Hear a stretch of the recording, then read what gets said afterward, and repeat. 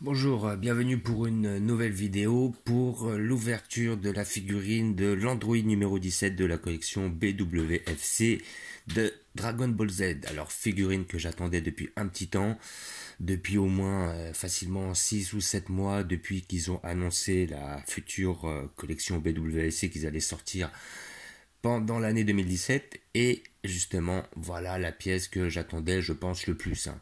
Étant donné que j'étais très satisfait déjà du Freezer et du Piccolo qui était quand même très très belle, hein. Faut dire ce qui est, très joli. On attendait aussi un Freezer deuxième forme qu'on n'avait pas vu depuis un petit temps, sachant que celle qu'ils avaient sortie était pas terrible, un Piccolo un peu plus dynamique que ce qu'on avait vu auparavant. Et là, enfin, un Android numéro 17 et en plus hyper bien réalisé, hyper bien fait. Donc voilà, figurine, bon, je n'ai pas ouvert, mais je sais très bien qu'elle va me plaire déjà d'avance. Hein, j'ai pu voir un petit peu les figurines. Le DC-17, on n'en a pas. Surtout là, il est vraiment bien fait. On voit aussi le petit pistolet là. Alors, par rapport à la représentation, j'ai l'impression de voir surtout l'Android numéro 17 qui est issu de Trunk Story. C'est-à-dire que dans le film Trunk Story, qui a comment dire un film qui s'incruste dans la trame de Dragon Ball Z, c'est-à-dire qu'il est canon, c'est-à-dire qu'on peut l'incruster, justement, ça discute du futur de Trunk, le futur parallèle, et on voit à ce moment-là l'Android numéro 17 avec son pistolet. Par contre, ce pistolet, il ne l'a pas dans la trame originale. Voilà. Donc sinon, par rapport à sa pose, j'aurais bien vu la pose qu'il avait quand il a affronté Piccolo. Qui avait fusionné avec le Tout-Puissant. Mais ça peut pas être ça, vu qu'il y a le pistolet, donc je pense qu'il est issu de Trunk Story. Quoi qu'il en soit, ça change pas réellement grand-chose. Nous allons l'ouvrir pour voir ce que ça donne. Donc, comme d'habitude, vous avez le petit logo ici qui atteste de l'authenticité de la figurine, comme quoi ce n'est pas une contrefaçon. Comme je vous ai dit, si vous n'avez pas le logo, c'est pas grave. Ça ne signifie pas forcément que c'est une fausse. Mais si vous avez le logo, ça certifie que c'est une vraie. Voilà. Donc nous allons l'ouvrir pour voir ce que ça donne. J'ai hâte parce que c'est vraiment une figurine que j'attendais. Et c'est vrai qu'on n'en a pas beaucoup. Ils ont sorti beaucoup de C18, mais ils n'ont pas sorti beaucoup de C17. Et en plus, Royal Obar, hein, il n'y a pas l'air d'y avoir beaucoup de pièces à assembler. Il est en un bloc. Tiens, carrément, il est en un bloc. Ouais, c'est bien ça. C'est bien, c'est bien. Et comment dire, on a vu pas mal de C18, plus ou moins bien faites. Et là, un C17, je me rappelle pas qu'on en ait vu. Voilà, j'en ai pas vu moi de C17. Et j'espère que par la suite, un de ces quatre, ils nous sortiront un beau C16. Là, ça me ferait plaisir, parce que C16, il avait du style, il avait de la gueule. S'ils en sortent un beau, ça pourrait être pas mal. Donc on a deux petites tiges, là. On verra par la suite où ça s'assemble. Alors, donc après, pour vous expliquer un peu, la plupart des figurines que j'ai, c'est des figurines que je réfléchis mûrement avant de les acheter. Ah, elle est superbe. Voilà, c'est pas, je fais pas réellement de pub pour des figurines que j'apprécie pas, quoi. Voilà, c'est vraiment des figurines que je veux, qui sont triées sur le volet et que je compte garder jusqu'à ce qu'un jour ça me déplaise. C'est possible que je les revende un jour, mais pas dans l'immédiat. Donc on a un cercle, enfin un socle plutôt qui est pas mal. Enfin pas mal, non, il est pas terrible quoi, mais voilà, il y a marqué BWFC. Maintenant il marque ça comme référence sur les choses. Donc revenons sur le fameux C17. Le C17 est terrible. Déjà, en plus, il est en un bloc. On n'a pas besoin de le monter. Donc, on voit un dynamisme. Ouais, il est terrible. Donc, on va le monter pour voir ce que ça donne. Alors, je vais essayer de faire ce que j'ai fait avec le Freezer. Je vais vous montrer par la suite. C'est-à-dire que Freezer, j'ai mis aucune tige. Le pied s'incruste dans le socle et il tient. Alors, si il arrive à tenir de cette manière-là, ça serait nickel. Voilà, alors je pense que c'est celui-là. Ouais. Ouais, il se courbe un peu peut-être. Oh, quoique, ça va le faire comme ça. Ah non, il tiendra pas. Dommage. C'était un cas exceptionnel pour le Freezer. Freezer, j'ai enlevé la tige parce que je n'en avais pas besoin. Celui-là, je vais être obligé de la positionner. Malheureusement.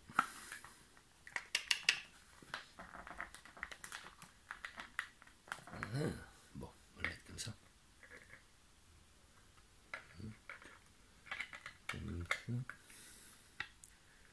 Et comme ça.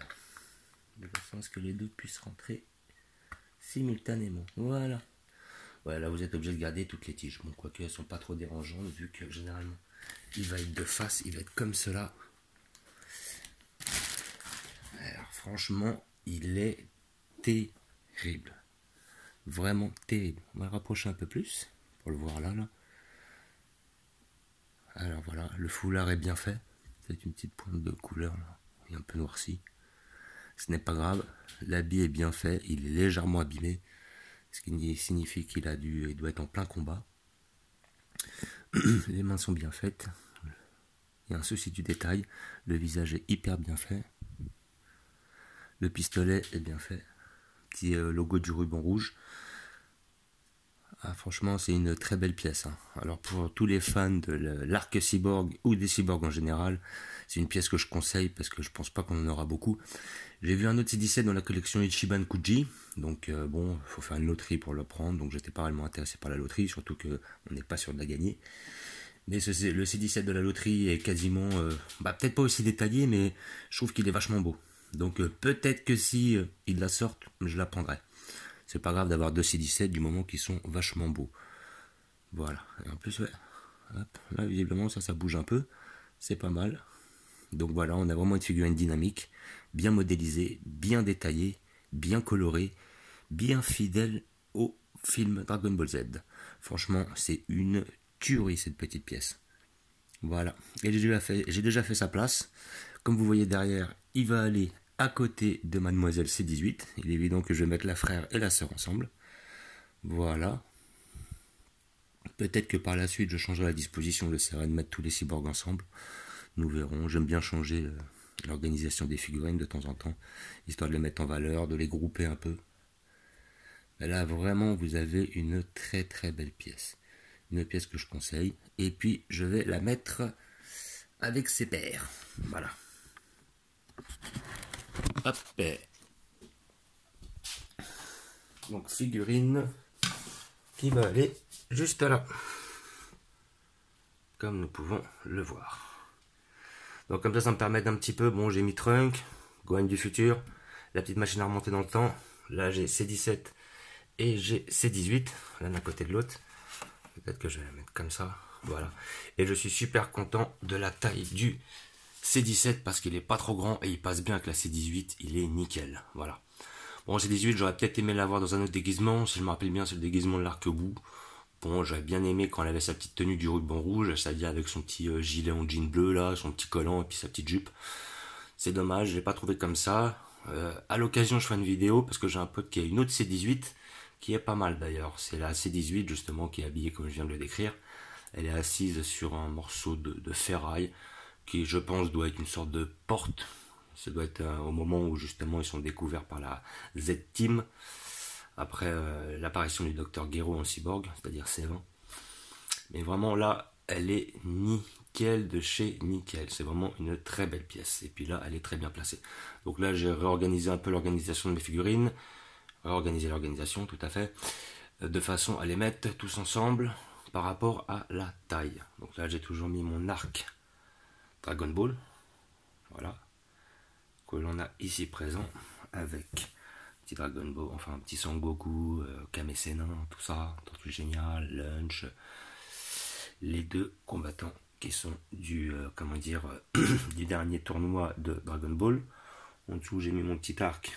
Ah ouais, j'ai l'étoile de la mort que j'ai pris là, le Star Wars. Et voilà, donc le Star Wars est descendu, là j'ai mis mon arc Dragon Ball, là j'ai mis toutes mes figurines à peu près de la même taille, ce qui m'a permis de pouvoir mettre mes Freezer tous au même endroit.